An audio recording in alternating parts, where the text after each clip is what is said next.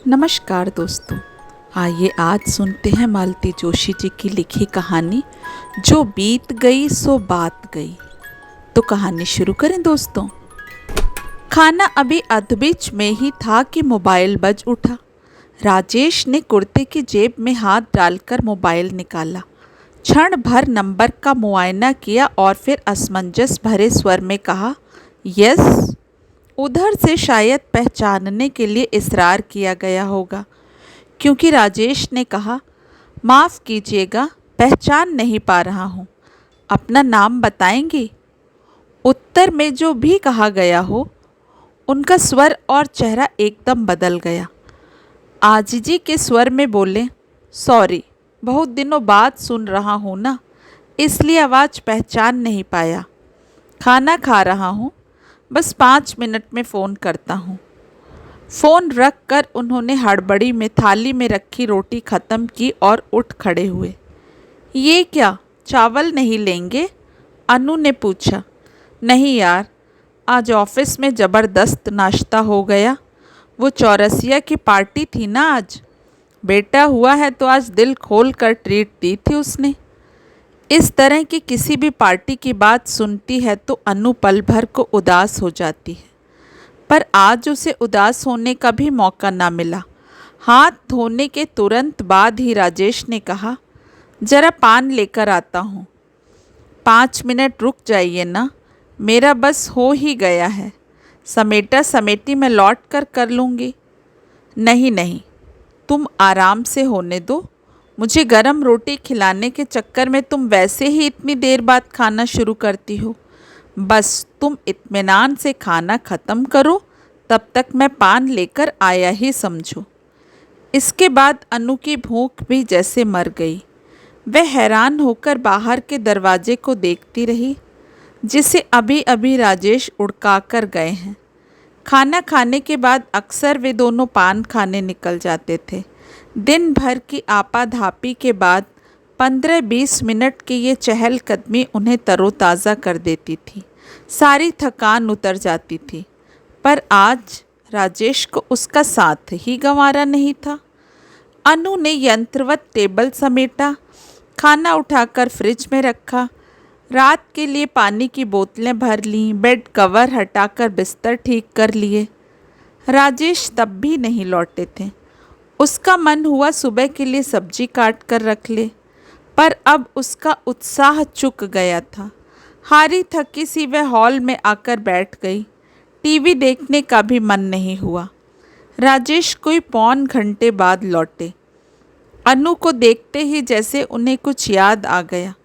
Sorry यार, पान लाना तो भूल ही गया। पान लाने गए थे और वही भूल गए? अनु ने हल्का सा कटाक्ष किया। अरे एक सज्जन मिल गए थे, पूरा आधा घंटा खा गए। चलो दोबारा चलते हैं। नहीं, अब रहने दीजिए, थक जाएंगे। वैसे भी 10 बज रहा है, कल छुट्टी थोड़े ही है। राजेश ने फिर आग्रह नहीं किया। बिस्तर पर लेट तो गए थे, पर दोनों की आंखों में नींद नहीं थी। एक दूसरे से अपनी बेचैनी छुपाते हुए दोनों रात भर करवटें बदलते रहे। आखिरकार अनु से रहा नहीं गया। बोली, सुनिए, यह मत सोचना कि मैं जासूसी कर रही हूँ, पर आपको इस कदर बेचैन देखकर पूछना पड़ रहा है। रात को वो किसका फ़ोन था? राजेश कुछ देर तक अनु को देखते रहे, फिर घुटी सी आवाज़ में बोले, रंजना का। लेकिन वह तो कहीं बाहर है ना?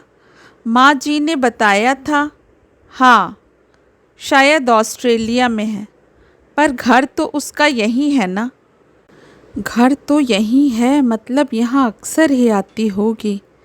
क्या पता शायद फ़ोन भी करती रही हो। पर ऐसा होता तो राजेश उसकी आवाज़ फ़ौरन पहचान लेते। उन्होंने कहा भी तो था, अरसे बाद सुन रहा हूँ इसलिए आवाज़ पहचान नहीं पाया। यूँ फ़ोन करने को तो इंसान बाहर से भी कर सकता है, उसके लिए भारत आना ज़रूरी थोड़े ही है। पर शायद उसके पास नंबर नहीं होगा, नहीं तो ज़रूर करती।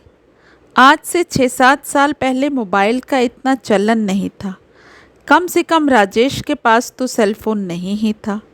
उसे आपका नंबर कहाँ से मिला? उसने पूछा, पर उसे उत्तर नहीं मिला। एक बार रंजना के फ़ोन की बात बता देने के बाद राजेश एकदम तनाव मुक्त हो गए थे और नींद की आगोश में चले गए थे। अनु लेकिन बहुत देर तक सो नहीं पाई। 6 साल का उसका वैवाहिक जीवन समस्याओं से भरा हुआ ही रहा है, पर इस तरह का तनाव वह पहली बार महसूस कर रही थी। अल सुबह आंख लगी ही थी कि मेहरी ने घंटी बजा दी। फिर तो कुछ सोचने का समय ही नहीं रहा। रोज की तरह घड़ी से तालमेल बिठाते हुए वह काम में जुट गई। राजेश को उसने 8:30 बजे तक सोने दिया। उसके बाद बेमन से ही सही जगा दिया। वैसे भी अपने सारे काम वे धीरे धीरे ही कर पाते हैं। ऑफिस के लिए निकलते हुए राजेश ने कहा, शाम को लौटने में देर हो सकती है, चिंता मत करना। कोई मीटिंग है? हाँ, रंजना के साथ। तो घर पर ही बुला लेते ना, उसने बड़प्पन जताया। घर पर शायद वह कंफर्टेबल फील ना करे। उससे ज़्यादा शायद आप अनकंफर्टेबल हो जाते, उसने कहना चाहा पर नहीं कहा। राजेश जैसे उसके मौन प्रश्न का उत्तर देते हुए बोले, वह कुछ ज़रूरी बात कहना चाहती है जो शायद यहाँ कहना संभव नहीं होगा। अनु ने हंसते हुए व्यंग किया, कल 50 मिनट बात होती रही, फिर भी उसकी बात छूट ही गई। तुम क्या सोचती हो? 50 मिनट में उसी से बात कर रहा था। हमारी बात तो 1 मिनट में ही ख़त्म हो गई थी कि कल कहाँ मिलना है। फिर क्या?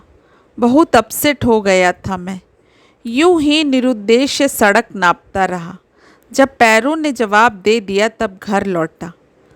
पर जब कोई बात ही नहीं हुई तो इतना अपसेट क्यों होते रहे? वह मेरा पहला प्यार था अनु, और इतने दिनों बाद अचानक उसका फ़ोन आया। खैर, मैं चलता हूँ, 10:20 हो रहा है, कहते हुए वह बाहर निकल गए। अपने पीछे उन्होंने दरवाज़ा उड़का दिया। अनु सुन्न होकर सीढ़ियों पर उनके जूतों की विशिष्ट पहचान सुनती रही।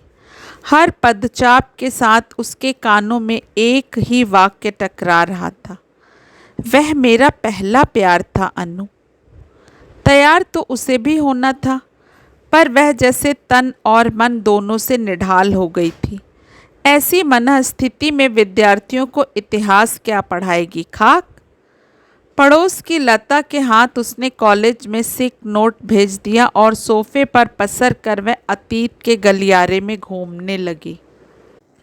उन दिनों पापा जीवन मृत्यु के बीच झूल रहे थे और शतायु नर्सिंग होम में भर्ती थे।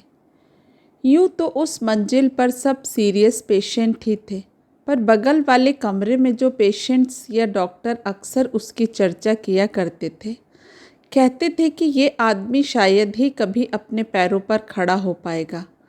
कम से कम साल भर तो उसे बिस्तर पर रहना ही है और कोई आधा दर्जन ऑपरेशन से गुजरना है, तब शायद कोई चमत्कार हो जाए। अनु सुनती और अकारण उसका मन उस अपरिचित व्यक्ति के प्रति सहानुभूति से भर उठता। यूँ तो माँ दिन भर पापा के पास बनी रहती थी, फिर भी अनु या भाई लोगों में से कोई न कोई वहाँ रहता। यह जरूरी था क्योंकि हर 2-3 घंटे बाद डॉक्टर्स राउंड पर आते थे और हर 15 मिनट बाद सिस्टर्स एक पर्ची पकड़ा देती थी। यह सब माँ के वश का नहीं था। एक बार ऐसी ही एक पर्ची लेकर वह सीढ़ियों की तरफ जा रही थी कि उसने देखा बगल वाली आंटी जी लिफ्ट के पास खड़ी हैं। उसने पास जाकर कहा, आंटी, लिफ्ट बंद है, आज मेंटेनेंस हो रहा है, यह देखिए ऊपर लिखा है। हे भगवान, आंटी ने सीढ़ियों की ओर देखा। ये पहाड़ चढ़ते उतरते तो मुझे आधा घंटा लग जाएगा। राजू बिल्कुल अकेला है। लाइए, मैं ला देती हूँ, मुझे अपनी भी दवाइयाँ लानी ही हैं। महिला ने कृतज्ञ भाव से उसे देखा और पर्ची पकड़ा दी। मेडिकल स्टोर एकदम ग्राउंड फ्लोर पर था। 2 मंजिल उतरते चढ़ते अनु भी हाँफ गई थी। आंटी की तो पता नहीं क्या हालत होती। बगल वाले दरवाजे पर हल्की सी दस्तक देकर वह भीतर गई। आंटी को बचे हुए पैसे और दवाई पकड़ाते हुए उसने पलंग पर लेटे उस व्यक्ति को देखा। हे भगवान! सिर से पांव तक पट्टियों से जकड़ा यह व्यक्ति क्या जीवित रह पाएगा? सिर पर पट्टियां थीं, एक पांव प्लास्टर में झूल रहा था, एक हाथ भी। वहाँ खड़े रहना उसके लिए दूभर हो गया। वह बाहर आई तो आशीर्वादों की झड़ी लगाते हुए आंटी जी भी बाहर आ गईं। उन्होंने पापा के बारे में पूछताछ की, उनकी दीर्घायु की कामना की।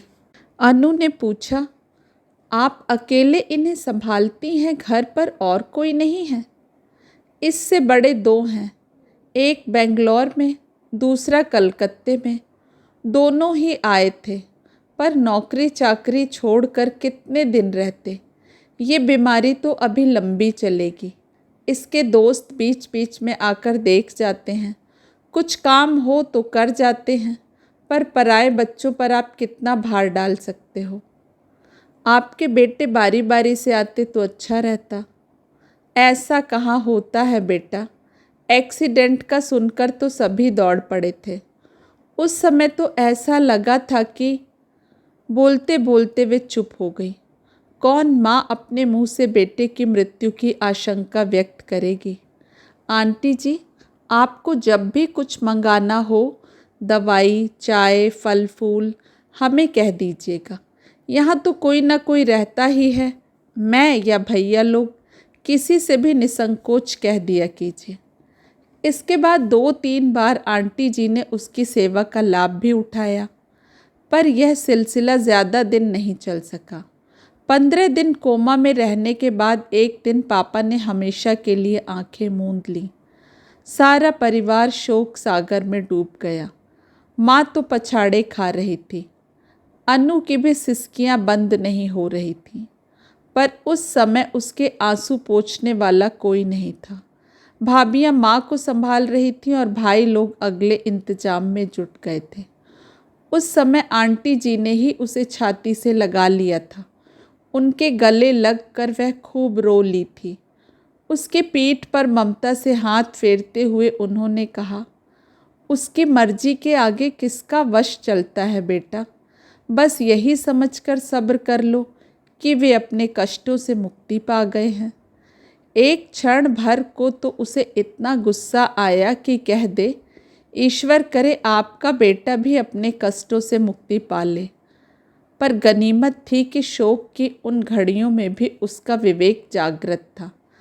जानती थी कि 78 वर्ष के पापा से 26 वर्ष के राजेश की कोई तुलना नहीं थी। पापा अपनी ज़िंदगी जी चुके थे, दुनिया देख चुके थे। एक अनु की शादी को छोड़कर वह अपनी सारी जिम्मेदारियां पूरी कर चुके थे। पर यह राजेश तो भाइयों की कृपा से पढ़ लिख कर अभी अभी अपने पैरों पर खड़ा हुआ था। माँ के लिए खुशियाँ संजोने का सपना ही देख रहा था कि नियति ने उसके पैरों के नीचे से ज़मीन ही खींच ली थी। पापा की मृत्यु के बाद जीवन में एक शून्य सा भर गया था। माँ अपने दुख में डूबी हुई थी। 52-53 वर्षों का साथ था और अब एकाएक वे अकेली हो गई थी। भाभियाँ अपनी गृहस्थी में व्यस्त थीं। खाली समय में वे माँ का मन बहलाने का प्रयास करती। भाई लोग फिर काम में जुट गए थे। पापा की बीमारी में और बाद के कार्यक्रम में काम का बहुत नुकसान हो गया था। 13 आदि के बाद दीदी लोग भी अपने अपने घर लौट गई थीं। अपने जीवन में आई इस रिक्तता को उसे अकेले ही भोगना था, क्योंकि उसकी ओर ध्यान देने की किसी को फुर्सत नहीं थी। उसका दुख बांटने वाला कोई नहीं था। 2 साल पहले पापा को इस गंभीर बीमारी ने ना पकड़ा होता तो शायद वह भी अपने घर बार की ही हो गई होती। परिवार से छिटक कर यूँ अपने में ही बिसूरती ना होती। पापा को उसका नौकरी करना पसंद नहीं था, इसलिए एमए के बाद वह घर बैठ गई थी। पापा की बीमारी से उसकी शादी की बात टलती रही थी और अब तो शायद 1.5 साल तक कोई इस बारे में सोचेगा भी नहीं। माँ अपने दुख से उबरेंगी, भाइयों को उनका फ़र्ज याद दिलाएंगी, तब शायद कुछ हो पाएगा। वह चुपचाप वांटेड के कॉलम्स देखती रही और एक दिन उसे एक प्राइवेट कॉलेज में नियुक्ति मिल गई। वेतन स्कूल जैसा ही था, पर नाम कॉलेज का था, इसलिए वह खुश थी। खुश इसलिए भी कि कम से कम अब कुछ घंटों के लिए घर के दम घोंटू वातावरण से छुट्टी मिलेगी, कुछ नए लोगों से परिचय होगा। खुश इसलिए भी थी कि अब छोटे मोटे खर्च के लिए भाइयों के आगे हाथ नहीं फैलाना पड़ेगा। पापा से वह हर तरह की ज़िद कर लेती थी और वह पूरी भी होती थी, पर भाइयों से मांगते झिझक होती थी। उसे नौकरी करते 3-4 महीने हो चले थे। एक दिन कॉलेज से लौटते हुए देखा, अस्पताल वाली आंटी झोला उठाए चली आ रही हैं।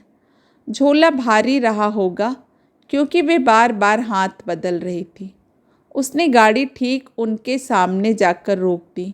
वह एकदम चौंक गई, पर दूसरे ही क्षण उनका चेहरा परिचित मुस्कुराहट से भर उठा। अनुपमा बेटी, कैसी हो? मैं ठीक हूँ, आप कहाँ जा रही हैं? घर जा रही हूँ, थोड़ा सामान लेना था। साग भाजी तो दरवाजे पर आ जाती है, पर बाकी सामान के लिए बाजार का मुंह देखना ही पड़ता है। राजेश जी ठीक हैं? ठीक इतनी जल्दी क्या होंगे, बस घर आ गए हैं। नर्सिंग होम भी कितने दिन रहते। पिछले महीने एक ऑपरेशन हुआ था, तब 8 दिन रह लिए थे। अगले महीने एक आखिरी ऑपरेशन है। पहले वाले में मंझला आ गया था, इस बार बड़का आएगा शायद। उनकी आवाज़ बेहद थकी सी लग रही थी। थकान शायद बोझ की वजह से हो या खड़े रहने के कारण। मानसिक तनाव तो रहा ही होगा। आंटी आइए, आपको घर छोड़ दूँ। स्कूटी पर तो बैठ लेंगी ना? लाइए, झोला मुझे दे दीजिए और आराम से बैठ जाइए। घर ज़्यादा दूर नहीं था। इत्मीनान से गाड़ी चलाते हुए अनु ने उन्हें 5 मिनट में पहुंचा दिया। गाड़ी से उतरकर उन्होंने ताला खोला तो उसे आश्चर्य हुआ। फिर अगले ही क्षण उसे एहसास हुआ कि घर पर जो व्यक्ति है वह क्या इनके लिए दरवाज़ा खोल सकता है? ताला तो लगाना ही था। उनका सामान उठाकर भीतर रखते हुए उसने इजाज़त चाही तो वह बोली, वाह, ऐसे कैसे चली जाओगी? बिना चाय पिलाए जाने थोड़े ही दूंगी। आंटी ने उसके लिए एक कुर्सी खींच दी, लाइट जला दी और बेटे से पूछा, राजू, तू भी चाय लेगा ना? दे दो, सपाट सा उत्तर आया। अनु ने उत्तर की दिशा में देखा। वह व्यक्ति अब भी लेटा हुआ ही था, पर अब चेहरा पट्टियों से ढका हुआ नहीं था। केवल माथे पर और ठोड़ी पर 2 चिपकियाँ थीं। पाँव का प्लास्टर भी निकल गया था और हाथ भी बंधन मुक्त थे। आंटी चाय लेकर आई तो उनका सहारा लेकर वह बैठ भी गया। इस बार उसका चेहरा ध्यान से देखा और पता लगा कि आदमी सुदर्शन है। चाय पीते हुए आंटी उसी की तारीफ करती रहीं कि कैसे नर्सिंग होम में भी मदद करती रही थी और आज कैसे अपना रास्ता छोड़कर उन्हें घर तक छोड़ने आई है। अन्नू को तो संकोच ही होने लगा। किसी तरह चाय खत्म करके उसने कहा, आंटी, मैं चलूँगी अब। ये कप कहाँ रख दूँ? अरे वाह, तुम क्यों रखोगी? आंटी तीनों कप उठाकर अंदर ले गईं। अनु जाने को मुड़ी ही थी कि कानों से एक शब्द टकराया, थैंक्स। उस शब्द से कृतज्ञता जैसे छलकी पड़ रही थी। उसके चेहरे से साफ जाहिर हो रहा था कि माँ के प्रति उसकी सदाशयता से वह अभिभूत हो गया है। उसके बाद तो जैसे यह अनु का नियम ही हो गया। वह हर 2-4 दिन बाद कॉलेज से आते जाते उस घर में झांक लेती, उनके ज़रूरी काम निपटा देती, कभी आंटी को बैंक ले जाती, कभी उनके साथ जाकर किराने का सामान ले आती या कभी खुद ही हफ्ते भर की सब्जी लाकर डाल जाती।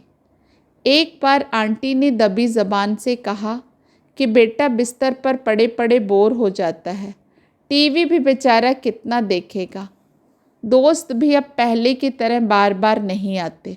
उन लोगों की भी गृहस्थी है, नौकरी धंधा है। कुछ किताबें मिल जाती तो उसका समय कट जाता। कहने भर की देर थी कि अनु ने लाइब्रेरी और बुक स्टॉल पर धावा बोल दिया।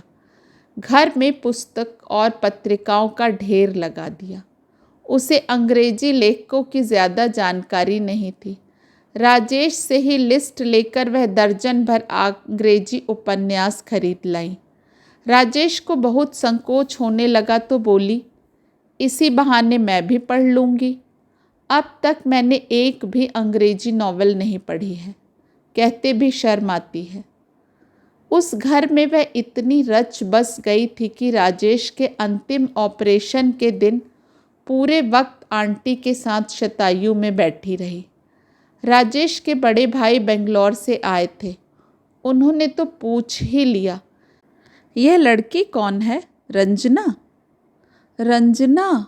आंटी के मन का सारा तिरस्कार उनके स्वर में उतर आया था। राजू के एक्सीडेंट के बाद एक बार झांकने भी नहीं आई है। इसका दोस्त त्रिलोकी बता रहा था कि उसकी तो शादी भी हो गई है, कहीं बाहर जाकर की है। उस दिन पहली बार रंजना का नाम सुना था, उसके बारे में जाना था। सब कुछ सुनने के बाद उसका मन करुणा से भर उठा था। बार बार यही लगता रहा कि तन मन से लुहुलुहान यह व्यक्ति जी कैसे गया। शायद माँ की ममता ही उसे थामे रही होगी, नहीं तो वह कब से मृत्यु का वरण कर लेता। कॉलेज से लौटकर अब वह नर्सिंग होम जाने लगी थी। मुश्किल से 3 दिन बीते होंगे कि एक दिन बड़े भैया ने अचानक पूछ लिया, तुम्हारी कोई सहेली बीमार है क्या? नहीं तो फिर शतायु क्यों गई थी? चतुर्वेदी अंकल बता रहे थे। चतुर्वेदी अंकल पापा के कलीग रहे हैं और ठीक नर्सिंग होम के सामने रहते हैं। पापा की बीमारी में उनके घर का बहुत सहारा रहा। माँ का नहाना धोना तो वहीं होता था। पर चतुर्वेदी अंकल क्या दिन भर खिड़की पर ही बैठे रहते हैं और इतनी दूर से लोगों को पहचान भी लेते हैं? तुमने बताया नहीं कौन बीमार है? भैया पूछ रहे थे। बड़ी मुश्किल से अनु भैया को राजेश के बारे में समझा सकी। अस्पताल के संदर्भ से उन्हें याद तो आ गया, पर फिर भी यह समझ में नहीं आया कि अनु को उसके ऑपरेशन की सूचना किसने दी। कभी कभार आंटी के पास चली जाती हूँ मैं, कॉलेज के रास्ते में ही पड़ता है ना। बड़े भैया फिर कुछ नहीं बोले, पर उनके चेहरे से साफ झलक रहा था कि यह सब उन्हें अच्छा नहीं लगा है। उनके और चतुर्वेदी अंकल के डर के मारे फिर वह नर्सिंग होम भी नहीं जा पाई, पर मन में एक बेचैनी, एक छटपटाहट बनी रही। और ईमानदारी से जब उसने अपने मन का मुआयना किया तो पता चला यह छटपटाहट सिर्फ आंटी के लिए नहीं है, उनके बेटे के लिए भी है, बल्कि बेटे के लिए ही है। तब अपने आप से ही वह इतना डर गई कि उसके सामने भैया का डर भी फीका पड़ गया। 8-10 दिन उसने उधर का रुख ही नहीं किया।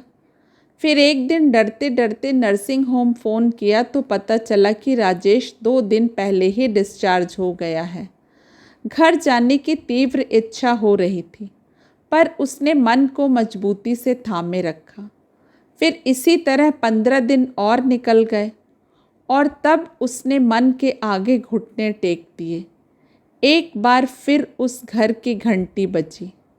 हमेशा की तरह दरवाज़ा देर से खुला। अनु जानती है कि आर्थराइटिस के कारण आंटी तेजी से चल नहीं पाती हैं, लेकिन दरवाज़ा जब खुला तो वह आश्चर्य से अवाक रह गई। वॉकर के सहारे राजेश सामने खड़े थे। व्हाट अ प्लेजेंट सरप्राइज, वह अनायास बोल उठी। यह बात तो मुझे कहनी चाहिए थी, राजेश ने एक उदास हंसी के साथ कहा। फिर कुर्सी की तरफ इशारा करते हुए कहा, बैठिए। अनु बैठ गई। धीरे धीरे चलकर राजेश भी अपने बिस्तर पर जाकर बैठ गए। कहा, माँ आपको बहुत याद कर रही थी। सिर्फ माँ? मतलब वह प्लेजेंट सरप्राइज वाली बात झूठी थी? राजेश हंस दिए। सारा घर आपको याद कर रहा था। That is fine. By the way aunty कहाँ हैं? बाज़ार गई हैं।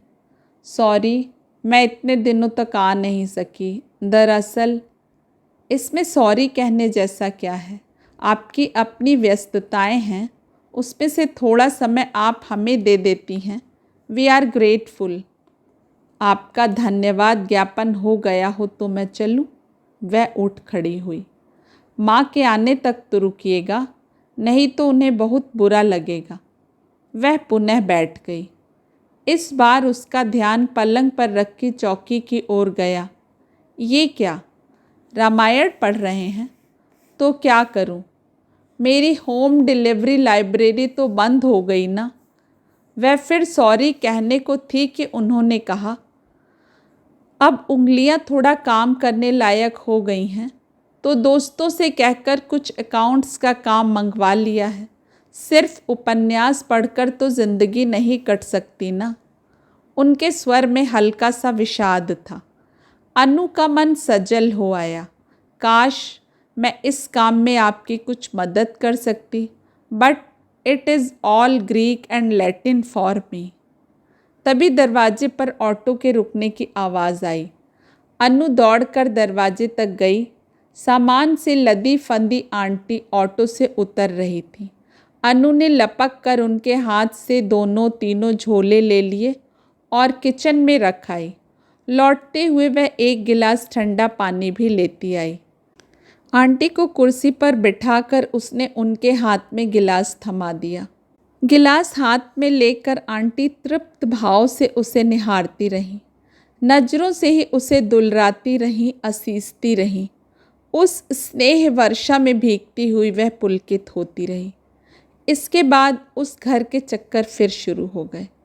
इस बार तो जैसे नित्य नियम ही हो गया था। उस घर की वह जैसे स्थायी सदस्य बन गई थी। वह घर जैसे उसकी प्रतीक्षा में आंखें बिछाए रहता था। उसने रोज अनुभव किया था कि उदास और सोया हुआ यह घर उसके जाते ही गुलजार हो उठता था। 24 घंटे वह अपनी ही दुनिया में खोई रहती थी, इसलिए उसे पता ही न चला कि उसके क्रियाकलापों पर भी किसी की नज़र है। इस बार घर वाले बहुत चौकस थे और उनके पास राई रत्ती खबर पहुंचती थी। एक दिन जब वह घर पहुंची तो बड़े भैया ने उसे आड़े हाथों लिया। तुम दिन भर वहाँ माथुरों के यहाँ क्यों घुसी रहती हो? एक क्षण को तो वह सकपका गई, पर घबराई नहीं। क्रुद्ध आवाज में बोली, दिन भर तो मैं अपनी नौकरी पर जाती हूँ। हाँ, आते जाते उन लोगों का एक आध काम कर दिया तो क्या गुनाह हो गया। माँ इन दिनों एकदम विरक्त सी हो गई थी, पर इस बार वह भी बोली, कुंवारी लड़कियों का इस तरह घर घर डोलना क्या अच्छा लगता है? छोटा भाई बोला, वह बुढ़िया इसे इमोशनली ब्लैकमेल कर रही है। और वह तुनक कर बोली, भैया, बड़ों के बारे में इस तरह बात की जाती है तो अब बात करने का तरीका मुझे तुमसे सीखना होगा।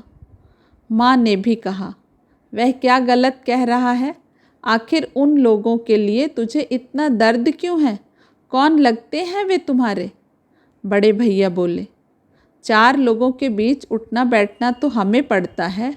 100 तरह की बातें होती हैं, किस किस का मुंह पकड़ेंगे। पता नहीं उस समय अनु में कहाँ से इतनी शक्ति संचारित हो गई। निर्णायक स्वर में बोली, उन लोगों को मेरी ज़रूरत है। मैं वहाँ जाना तो नहीं छोड़ सकती। आप लोगों को बदनामी का इतना ही डर है तो मेरी शादी वहाँ कर दीजिए। उसकी बात पूरी भी ना हो पाई थी कि एक झन्नाटेदार तमाचा उसके गाल पर पड़ा। वो तो भाभी ने बड़े भैया का हाथ पकड़ लिया, नहीं तो उसकी पता नहीं क्या गत बनती। छोटा बोला, अब तो बिल्कुल साबित हो गया है कि उन लोगों ने इसे हिप्नोटाइज कर दिया है। 8-10 दिनों तक घर जैसे बारूद के ढेर पर बैठा था। हर क्षण विस्फोट की आशंका बनी रहती थी। साम दाम दंड भेद, भाइयों ने सब उपाय करके देख लिया, पर वह अपनी जिद पर अड़ी रही। आखिर माँ ने ही दो टूक फैसला सुना दिया। उसकी किस्मत में लंगड़ा लूला ही लिखा है तो यही सही, कर दो विदा। यहाँ जितने दिन रहेगी हमारा ही खून जलाएगी। इस घर का तूफान कुछ थमा तो उस घर में भूचाल आ गया। वे लोग तो एकदम हक्के बक्के ही रह गए। शारीरिक, आर्थिक, मानसिक सभी रूपों में वह पक्ष अक्षम था। केवल भावनात्मक रिश्तों के सहारे तो जिंदगी नहीं चलती। पर अनु ने देवदास की पारों की तरह साफ कह दिया, अब यह मेरी प्रतिष्ठा का प्रश्न है। आप लोग अगर पीछे हट गए तो मेरे पास आत्महत्या के सिवाय कोई उपाय नहीं रह जाएगा। देवदास ने कहा, वैसे तो यह शादी भी एक तरह से आत्महत्या ही है, पर कम से कम इसमें हमें हत्या का पाप तो नहीं लगेगा। माँ जी तो एकदम गदगद ही हो गई थी। उनके मन की सुप्त इच्छा अप्रत्याशित रूप से फलीभूत हो रही थी। उन्होंने फौरन बेटों को खबर की। वे सपरिवार दौड़े चले आए। आनन फानन एक मुहूर्त निकलवाया गया और एक अत्यंत सादे समारोह में तुरंत फुरत शादी निपटा दी गई। सादा समारोह इसलिए कि कन्या पक्ष को कोई उत्साह नहीं था, तुरंत फुरत इसलिए कि दूल्हे राजा की स्थिति ऐसी नहीं थी कि शादी के सारे रस्मों रिवाज पूरे कर सके। कन्या पक्ष जितना दुखी था, वर पक्ष उतना ही खुश नजर आ रहा था। अनु के छोटे भाई ने कहा, खुश क्यों नहीं होंगे, उनकी तो लॉटरी लग गई है। वहाँ ऊपर हमारे पिताश्री की आत्मा जरूर कलप रही होगी, हमें श्राप रही होगी। यह सब कुछ इतनी जल्दी हो गया कि अनु को कुछ सोचने समझने का मौका ही नहीं मिला। शादी की हड़बोंग से जब कुछ निजात मिली तब उसे समझ में आया कि उसके सामने जिम्मेदारियों का, समस्याओं का एक पहाड़ खड़ा है। इन समस्याओं को उसने खुद ही न्योता था, इसलिए शिकायत की गुंजाइश ही नहीं थी। इस विवाह से एक बात अच्छी हुई कि राजेश का खोया हुआ आत्मविश्वास लौट आया। उसमें जीने की, कुछ करने की इच्छा जाग उठी। अकाउंट्स में तो वे कुशल थे ही। जिस फर्म का काम उनका दोस्त घर पर लाकर देता था, उस फर्म ने उन्हें बाकायदा नियुक्त कर लिया। उन्हें लाने ले जाने की व्यवस्था भी कर दी। पूरी तरह ठीक होने में उन्हें 2 साल लग गए। फिर भी उसे पूरी तरह ठीक होना नहीं कहा जा सकता। बायां पैर आधा इंच छोटा हो गया था, इसलिए बाहर जाते समय उस पैर में मोटे तले का जूता पहनना पड़ता था। बंद गले का स्वेटर या कुर्ता पहनने में मुश्किल होती थी, क्योंकि बायां हाथ कनपट्टी से ऊपर जाता ही नहीं था। काम करते करते उंगलियां एकदम अकड़ जाती थीं। अनु ने उनके सभी पजामों में इलास्टिक डालकर रखा था। उनकी टाई की नॉट भी वही बांधती थी। इसमें रोमांस कम और मजबूरी ज़्यादा थी। फिर भी शादी के 2 साल बीतते न बीतते गाड़ी पटरी पर आ लगी थी।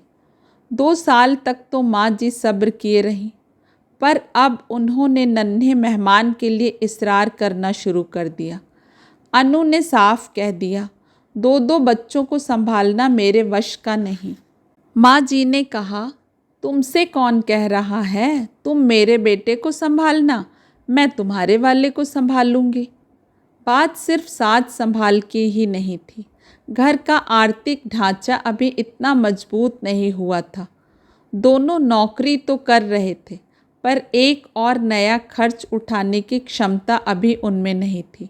घर छोटा पड़ रहा था, इसलिए किराए वाला भाग भी खाली करवा लिया था। सीधे सीधे 2,500-3 हज़ार महीने का घाटा हो गया था। भाई लोग 2 साल तक लगातार पैसा भेजते रहे थे। अब उन लोगों को भी विनम्रतापूर्वक मना कर दिया था। आखिर उनके भी बच्चे थे, गृहस्थी थी, और फिर कलकत्ता और बेंगलोर जैसे शहरों की महंगाई। अब शादी को 5 साल हो गए हैं। स्थिति अच्छी नहीं, बहुत अच्छी हो गई है। राजेश ने अपनी गाड़ी भी ले ली है। पर नए मेहमान की आमद टलती ही जा रही है, क्योंकि जिन्हें सबसे ज़्यादा उत्साह था वह ही इतनी लंबी प्रतीक्षा नहीं कर सकी। यह एक टीस अनु के मन में हमेशा बनी रहेगी। राजेश को लौटने में कोई 10 बज गए थे। उन्होंने फ़ोन कर दिया था, इसलिए उसने खाने के लिए प्रतीक्षा नहीं की। वे लौटे तो अनु ने इतना भर पूछा, दूध लेंगे? हाँ, एक कॉफ़ी बना दो। वह कॉफ़ी बनाकर लाई। तब तक वह कपड़े बदलकर टीवी के सामने बैठ गए थे। एक कप उन्हें थमाने के बाद अपना कप लेकर वह भी पास ही में बैठ गई। कॉफ़ी पीते हुए बड़े सहज भाव से पूछा, खाना कहाँ खाया? कोई रंगोली नामक रेस्टोरेंट है, मैंने तो पहली बार ही देखा। नया है शायद, इसलिए भीड़ भी कम थी। तभी तो उसका चुनाव किया होगा, अनु ने सोचा। फिर बोली, हाउ वॉज द मीटिंग? ठीक ही रही। मैं तो श्रोता की हैसियत से ही गया था। जो कुछ कहना था उसे ही कहना था। पूरे समय वही बोलती रही। इतने सालों का पूरा कच्चा चिट्ठा सुना गई। बहुत बहादुर लड़की है, मैं तो दाद देता हूँ। जब छोड़ने का मन हुआ तो एक झटके में सब कुछ छोड़कर चली आई। बच्चों का भी मोह नहीं किया। वाह, क्या बहादुरी है, अनु ने मन में सोचा। फिर कसैले स्वर में पूछा, यह बहादुरी उस समय कहाँ गई थी जब किसी को उसकी सख्त ज़रूरत थी? अरे, उसके पापा बड़े खूंखार किस्म के आदमी थे। उसे स्मगल करके सीधे ऑस्ट्रेलिया ले गए और वहाँ उसकी शादी करवा कर ही दम लिया। वे जिंदा होते तो शायद आज भी वह हिम्मत नहीं कर पाती। अनु का स्वर और कसैला हो आया। बोली, मेरे पापा तो नहीं थे, पर आप क्या सोचते हैं मेरे सिर पर कोई नहीं था? मेरे घर वालों ने क्या मुझे छुट्टा छोड़ दिया था? आप क्या जाने कि आपकी वजह से मुझे क्या क्या सुनना पड़ा, सहना पड़ा। तुमने कभी बताया नहीं। आपको तो यह भी पता नहीं होगा कि मेरे दोनों भाई आपकी माँ को क्या क्या सुना गए थे। माँ ने कभी बताया नहीं? क्या बताती? उस समय तो हम दोनों ही आपके जख्मों को सहलाने में लगी हुई थी और एक नया जख्म देने की इच्छा नहीं थी। इसके बाद कोई कुछ नहीं बोला। अनु ने एक और रात आंखों में काट दी। बाद के 2-3 दिनों तक रंजना ही उसके दिल और दिमाग पर छाई रही। वह राजेश का बड़ी बारीकी से निरीक्षण कर रही थी, पर उसे उनके व्यवहार में कोई परिवर्तन नहीं नजर आया। वह खुद लेकिन इतनी तटस्थ नहीं रह पाई थी। एक दिन उसने पूछ ही लिया, उस दिन आप रंजना की बहादुरी की दाद दे रहे थे। क्या घर बार छोड़ देना इतनी बहादुरी का काम है? शायद, क्योंकि पुरुष होते हुए भी इतनी हिम्मत मैं कभी नहीं जुटा पाऊंगा। क्यों? वह हंस दिए। क्योंकि मैं तुम्हारे उपकारों तले गले गले तक डूबा हुआ हूँ। उसे बिल्कुल भी हंसी नहीं आई। गंभीर स्वर में बोली, प्रेम में ये उपकार की भाषा कहाँ से आ गई? माफ़ करना अनु, हमारी शादी में प्रेम कहीं दूर दूर तक नहीं था। तुम्हारी तरफ से थी सहानुभूति और मेरी ओर से थी कृतज्ञता। देखिए, आप सिर्फ अपनी बात कहिए, मेरी ओर से दलील देने की कोई ज़रूरत नहीं है। उसका स्वर असाधारण रूप से कठोर हो गया था। और एक बात अच्छी तरह जान लीजिए, सहानुभूति में सिर्फ सेवा हो सकती है। सहानुभूति में कोई शादी नहीं करता। हो सकता है शुरू में सहानुभूति ही रही हो, फिर धीरे धीरे प्रेम अंकुरित हुआ हो। जैसे मैं भी तो अब धीरे धीरे तुमसे प्यार करने लगा हूँ, पर तुम्हारा प्यार लव एट फर्स्ट साइट नहीं था, यह तो तय है। क्योंकि जिस समय तुमने मुझे पहली बार देखा था, मैं इतनी टूटी फूटी अवस्था में था कि प्रेम होना संभव ही नहीं था। और रंजना, उसका प्यार कैसा था? वह मेरा पहला प्यार था अनु। यह बात राजेश ने पहले भी एक बार कही थी, पर आज तो उनका स्वर बहुत ही आर्त था। अनु भीतर तक हिल गई थी। अगले कुछ दिनों तक सोते जागते उठते बैठते उसके कानों में वही स्वर गूंजते रहते, रंजना मेरा पहला प्यार था अनु। आखिर एक दिन हिम्मत जुटाकर चाय की मेज पर उसने अपनी बात कह ही डाली। देखिए, जिस दिन आप मुझे छोड़ना चाहें मुझे प्लीज़ बता दीजिएगा, मैं उसी क्षण आपको आज़ाद कर दूंगी। बदले में कुछ मांगूंगी भी नहीं। एकाएक यह शहीदाना बाना किस लिए? उस दिन आपने कहा था कि रंजना मेरा पहला प्यार है, तो अब आपका पहला प्यार लौट आया है तो? देखो, उनका स्वर अत्यंत कठोर हो आया। तुम मुझसे अगर ऊब गई हो तो किसी भी क्षण मुझे छोड़कर जा सकती हो, बहाने बनाने की ज़रूरत नहीं है। जी, मैंने तो यह सोचा था। क्या सोचा था? रंजना वापस आ गई है तो मैं उसके पास चला जाऊंगा। क्या फुटबॉल हूँ मैं जो कभी इस पाले में कभी उस पाले में लुढ़कता रहूँगा? तुम लोगों ने मुझे खिलौना समझ रखा है कि जब चाहा उठा लिया, जब चाहा फेंक दिया। तुम लोग मतलब तुम और रंजना दोनों में कोई फ़र्क नहीं है। रंजना क्या सोचती है? वह जब बुलाएगी मैं उसके पास दौड़ा चला जाऊंगा। एक समय था जब मुझे उसकी सख्त ज़रूरत थी। मैं तन और मन से लहूलुहान अस्पताल में पड़ा था। उसकी एक झलक के लिए, एक स्पर्श के लिए तरस गया था, पर वह नहीं आई। आई उसकी शादी की खबर। बस उसी क्षण सब कुछ जलकर राख हो गया। एक वह बेवकूफ़ है जो सोचती है कि बुझे हुए शोलों को हवा दे सकेगी, और एक तुम। प्लीज़ मेरी रंजना के साथ तुलना मत कीजिए, गाली जैसा लगता है। तो कृपा करके तुम भी इस तरह की उलूल जुलूल बातें करना बंद करो।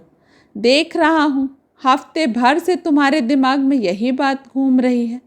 न खुद चैन से जी रही हो, न मुझे जीने दे रही हो। आई से स्टॉप इट, नहीं तो सचमुच ही सब छोड़ छाड़ कर कहीं निकल जाऊंगा। पहली बार अनु ने अनुभव किया कि यह व्यक्ति शरीर से अशक्त भले हो, पर इतना लिजलिजा नहीं है कि स्वाभिमान ही ताक पर रख दे। पहली बार उसे एहसास हुआ कि भावनाओं के आवेग में ही सही उसने सही व्यक्ति चुना है। दोस्तों, आशा करती हूँ कहानी आपको बहुत पसंद आई होगी, क्योंकि मुझे तो बहुत अच्छी लगी। कल फिर मिलेंगे एक नई कहानी के साथ। आप सभी का समय शुभ हो। नमस्कार।